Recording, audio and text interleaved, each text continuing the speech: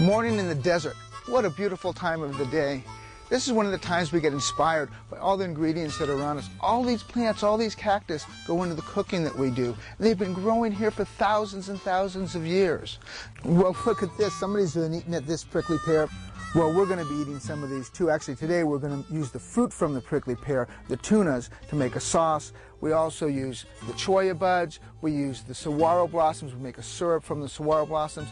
In July, the saguaro blossoms, which are the state flower of Arizona, are ready to harvest. Now, this is not an easy thing.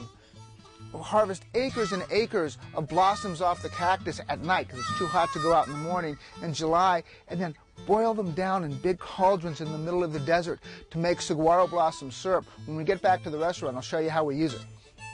This is the cholla cactus. It's really pretty, isn't it? It's also formidable. There's all these little stickers in here. But this is a great source of food, too. After the cactus flowers, the buds form.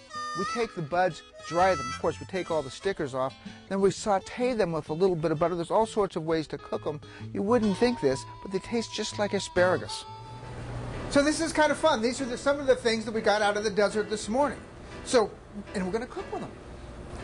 These are the prickly pears. I picked them this morning. I made a prickly pear syrup, but not a prickly pear syrup that you'd put on pancakes. This is a prickly pear syrup we're going to put on meat. This stuff here, this is the saguaro blossom syrup. We saw the saguaros, we talked about it takes acres and acres of saguaro blossoms to make a little bit of syrup. So this is what it yields. Remember those cholla buds we saw this morning? That's what these are. These have been dried. Take the stickers out, and then we rehydrate them by just poaching them. Several things set the Tucson culinary scene apart from what you're going to find in other cities. I think first of all, we have a really long and proud tradition of Mexican restaurants, Hispanic restaurants that go back generations and generations here in southern Arizona in Tucson.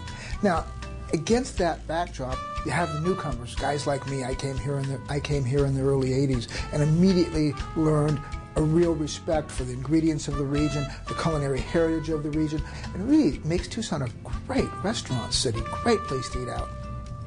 And here we have it. This is the New York strip on the wild mushroom chilaquiles with the chorizo scarlet runner beans.